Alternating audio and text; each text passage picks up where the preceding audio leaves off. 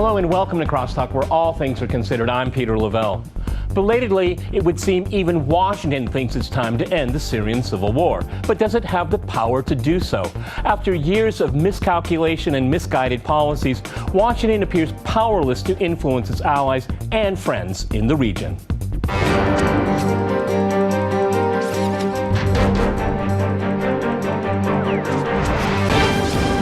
To Crosstalk Syria, I'm joined by my guest, Scott Rickard in Orlando. He's a former American intelligence linguist. In Washington, we have James Jatras. He is a former advisor to the U.S. Senate Republican leadership. And in Phoenix, we cross to Bradley Blakeman. He is a professor at Georgetown University, an ex-member of President Bush Sr.'s White House staff. All right, gentlemen, Crosstalk rules. In effect, that means you can jump in anytime you want, and I very much encourage it.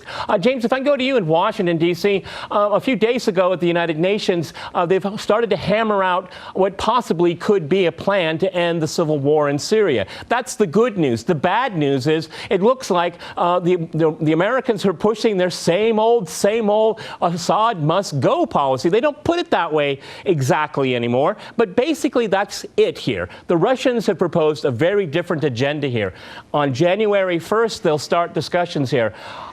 I was optimistic that, when Kerry was here in Moscow, that some progress had been made. I'm not so optimistic now. What's your take, James, in Washington? I must say, I was also optimistic when Kerry was in Moscow and met with Lavrov, and I kept asking myself, and how soon after he leaves Moscow will Kerry take back what he just said in Moscow and say Assad must go? Of course, it turned out it was his boss, President Obama, 2 days later, giving his press conference where he says Assad must leave. He made it very clear that at the end of the process, Assad must be gone. There have been reports the French are also insisting on that privately as a condition. So I don't know. Maybe that's just face-saving on their part, and they really are willing to move forward on a real process, or maybe they're not there yet and they're still demanding what has been their goal all along, which is regime change as a condition for any kind of political outcome. I don't know that we're really in wrap-up mode yet. Okay, I agree with you. Bradley in Phoenix, what's your take? I think a feckless policy delivers feckless results. And the fact is, when everybody looks to America, and America is not decisive in its leadership or what it wants to achieve or the allies by which it relies, then nobody can rely on America. And what you're seeing now is you're seeing us speak out of both sides of our mouth. And I think that's why you've seen the Russians step up, because there's a vacuum of leadership. So nobody's looking really for America to answer this thing. People are now looking for Mr. Putin to lead us out of this mess. Okay. Scott, I would make a wager with you that Assad will be in power long after Barack Obama leaves the White House. What do you think? Sure, absolutely. I mean, what we have here is, unfortunately, the United States in the UN Security Council and many other participants on the NATO alliance are ignoring the elephant in the room. And the elephant in the room is Saudi Arabia, Turkey, the United States, Great Britain, France. All these people that say Assad must go are the ones that have actually caused the chaos and the destruction in this area. And until people are held accountable in a Nuremberg-style type of arena, we won't see any justice in this region. And absolutely, this rhetoric with the foreign minister in Russia, it's absolutely rhetoric coming from Kerry. They are certainly continuing the activity of training individuals. In fact, the Kurdish regional government allowed Turkey to come in and set up a base inside northern Iraq. And finally, the Iraqi government has said, look, you must go. And these people are training individuals who escaped for their lives under the deliberate and strategic attack by the Russians after only 3 months. They've actually destroyed most of the infrastructure of what ISIS had, when in fact the Americans had over a year alongside a quote-unquote coalition that was absolutely ignoring these individuals. So until the actual discussion becomes factual and the actual discussion around what has happened versus what they plan to do, it is always going to be rhetoric. James, Scott brings up a very good point here, and the U.S. has rendered itself quite impotent because it has extremely unreliable allies in the region that have very different agendas. I mean, just bring up the word Kurds, and you're going to have a lot of different interpretations of what's going on there. And this is what's really problematic: is that on the one side you have Syria and its a coalition with Russia, Iran, Hezbollah, to some degree, Iraq. It's a lean and mean fighting machine. But the American one is so lazy and politically corrupt that it's completely unreliable. That's how I take it. James, what do you think? Well, that's right. And I think that relates to something that Bradley said earlier about American leadership. We can talk about strong leadership, weak leadership, front, behind, all of that stuff, all we want. But if your policy is misguided, if the goals you have identified are actually destructive and contrary to our national interest, it isn't a question of strong leadership. You don't want to have strong leadership to take you even more forcefully to a disastrous outcome. And the fact of the matter is, we have been allied with countries like Saudi Arabia and Turkey that are supporting the jihad terrorists in Syria, that want regime change in Syria, that want to install a radical Sunni Sharia-ruled state that will kill the Alawites, kill the Christians, and be a disaster for the region. That has been the direction of American policy since this conflict broke out, and we still have not broken with the people in Riyadh and in Ankara who are fueling this problem. That policy has been around since the 70s. Okay, Scott, jump in. Go ahead.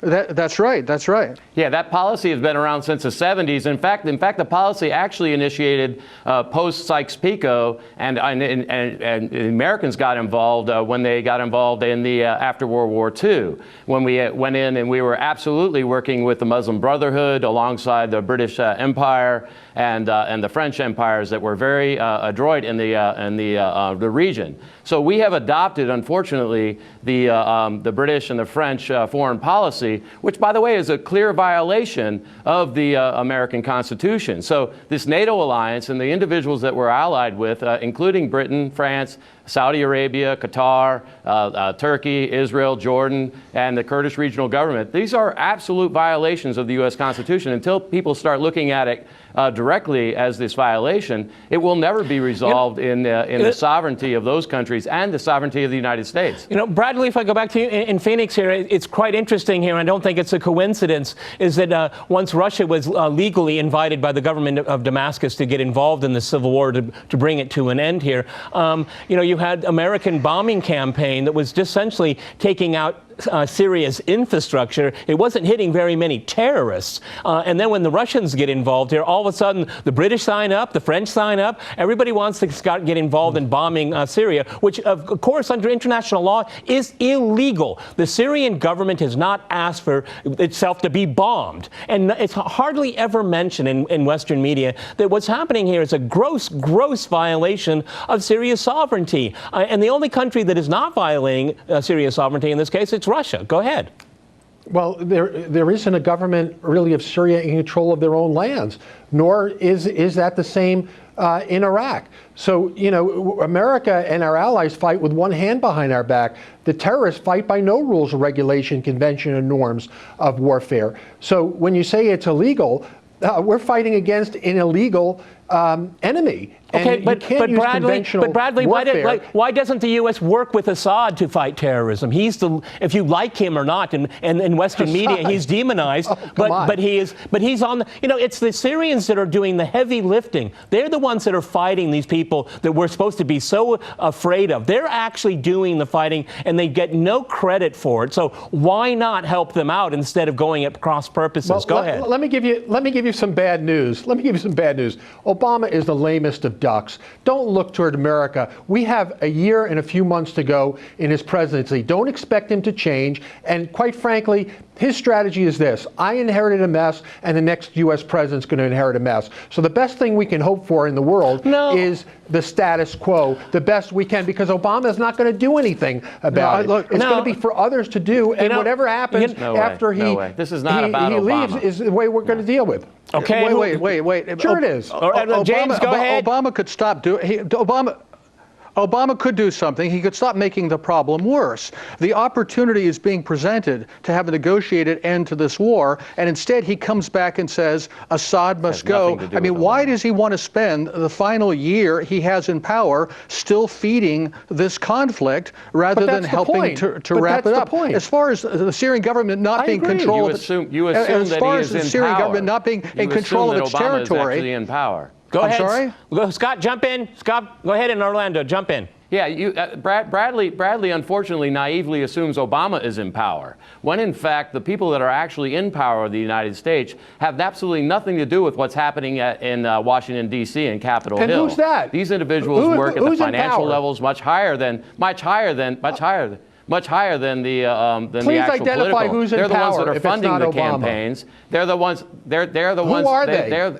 Look at the military-industrial complex that funds the military-industrial complex that funds the campaigns. Oh, come on. The actual That's so the 70s. petroleum That's individuals so that 70s. fund the campaigns. No, it's absolutely true. You can say it's the 70s, really but at the end funny. of the day, you have a society. This gentleman Bradley works for Newsmax. He should know about propaganda. It's a Fox News arm. He's on Fox News. Bradley is absolutely one of the problems in the United States because he spreads the propaganda of this anti one of the parties' type agenda when it has absolutely nothing to do with the Democrats. Let me go to James before we go to the break. Go ahead. Yes, back. Yeah, it is serious. Back to Syria for a second. The point was made that Syria is not control of its territory. First off, the government controls about a third of the territory and a majority of the population. Because of the United States political policy, that's why they're not in control. That didn't the come United States and all of their allies has actually caused the destruction I'm trying to make that point, and it's if you don't mind. And that's why I'm trying to make that point. And it's not just Obama doing Scott it. and James, you're not disagreeing with each other, okay? You're not disagreeing with each other. Okay, gentlemen, we're going to go to a short break. Unfortunately, Bradley's going to have to leave us to do another interview. When we return, we'll continue our discussion on Syria. Welcome back to Crosstalk, where all things are considered. I'm Peter Lavelle. To remind you, we're discussing the ongoing Syrian civil war.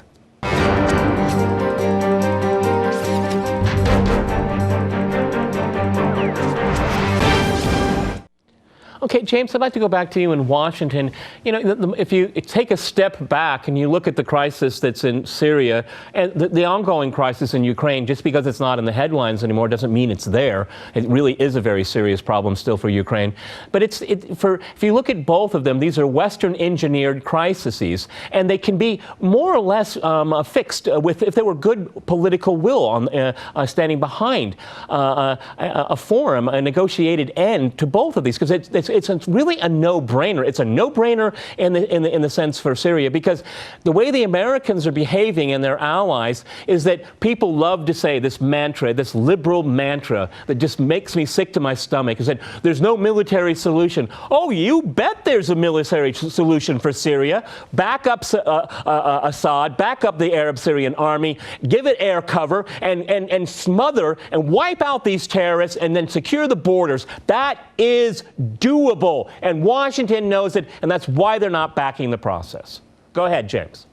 That's right. And to take a nod toward what Scott was saying earlier, there is what we call sometimes here the deep state. It's the establishment that has its own permanent way of operating. You also have the incredible influence in this town of countries like Saudi Arabia and Turkey that spend billions of dollars a year in lobbying in Washington, as well as buying all these weapons and things that cultivate them with the deep state. And you also have this crazy ideological perspective of the neoconservatives and the Republican Party and the liberal interventionists and the Democratic Party, who really seem to believe their own propaganda, that if you can simply overthrow what they consider authoritarian governments, that peace and niceness will break out all over the world. And they seem genuinely unconcerned when, for example, in Syria and Iraq, where this means, for example, radical Islamic jihad forces that, for example, persecute all the Christians, that you discussed this on one of your previous programs, which is of absolutely no interest to these people. If it were the other way around,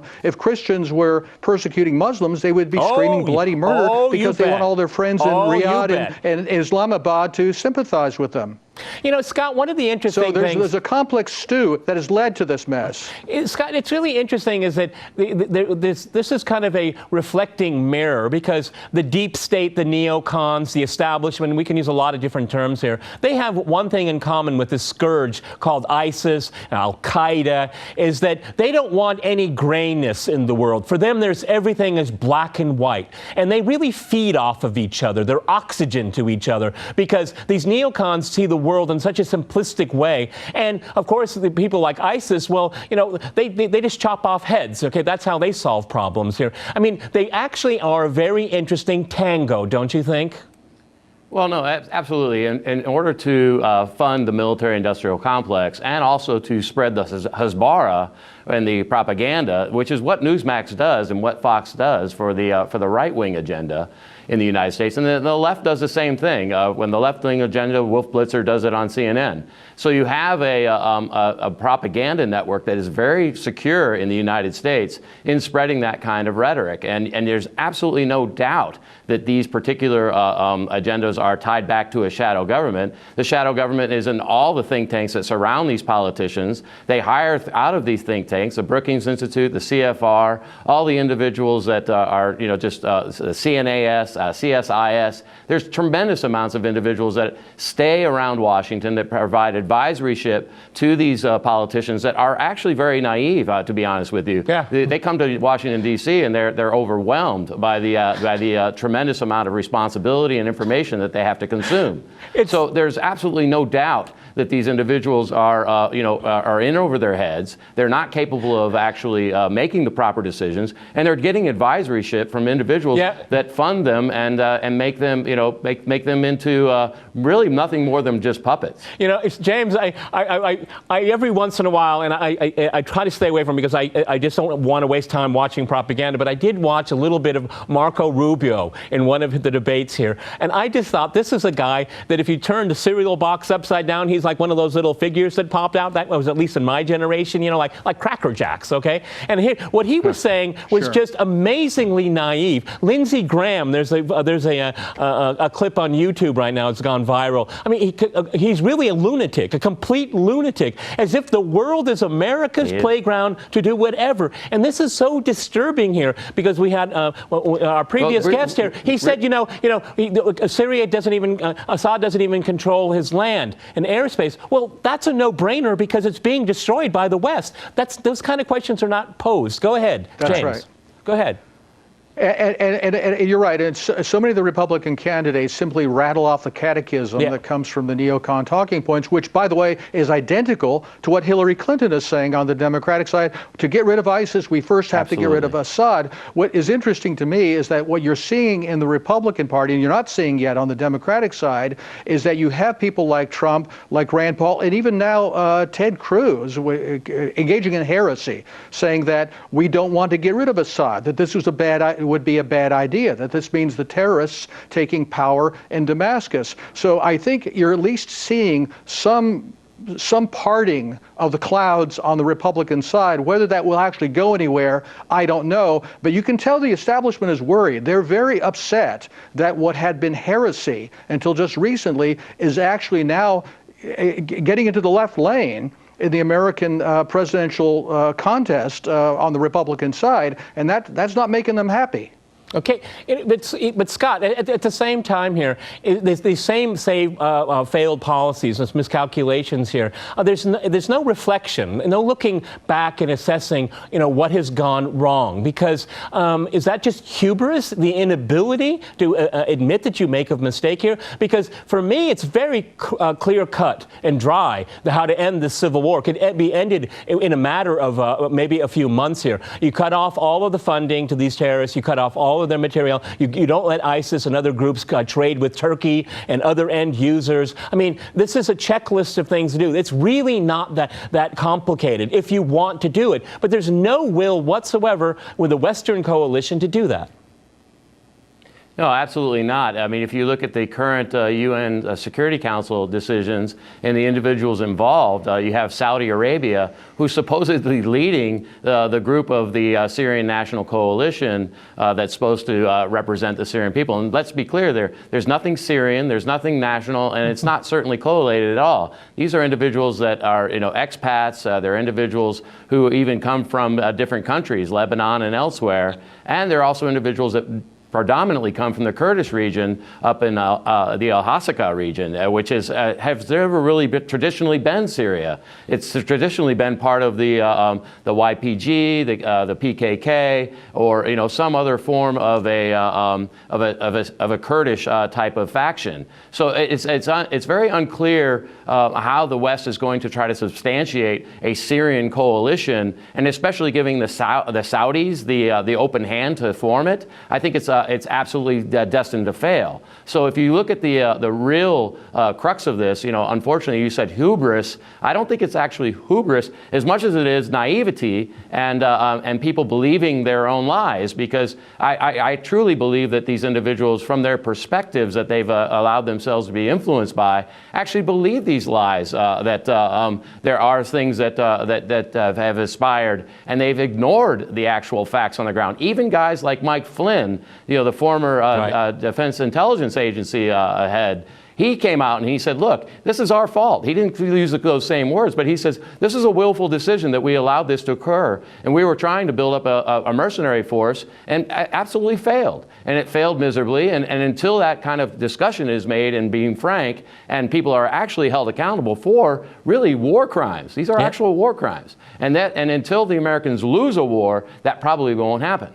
Okay, James, one of the things I find really remarkable is that if we go back to the Bush years, bringing democracy to the Middle East, okay, they haven't done a very good job of it, but they've been able to rip the place apart pretty well. But it's really quite remarkable is that the Russians have said that, there's a two-step process here. We need to identify people in Syria that are legitimate to represent the interests of the Syrian people, have a ceasefire, and then have elections here. And now, the Americans treat elections in Syria as if it's leprosy, okay? Oh, my goodness, no election there. Again, only have elections where you have the assured outcome that you want. In this case, they know what the outcome is going to be. Assad, if he were to run again, would be elected, and his clique or group of people, his base of support. And that's something they can't stand. They can't stand seeing democracy work in a way that doesn't serve their geopolitical interests. Go ahead, James.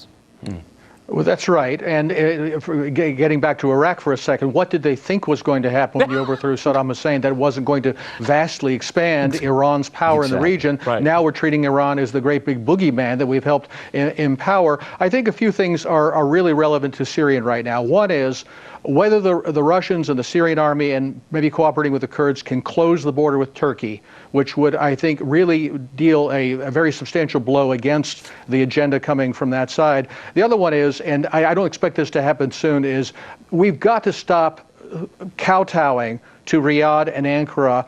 The Saudis are the biggest state sponsor of terrorism in the world.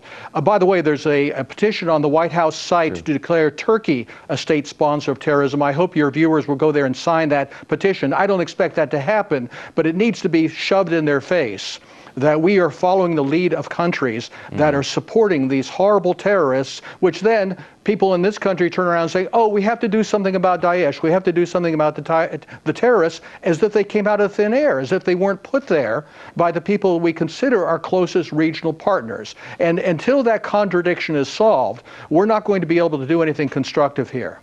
Okay, Scott, look at the last 15 seconds. Scott, go ahead.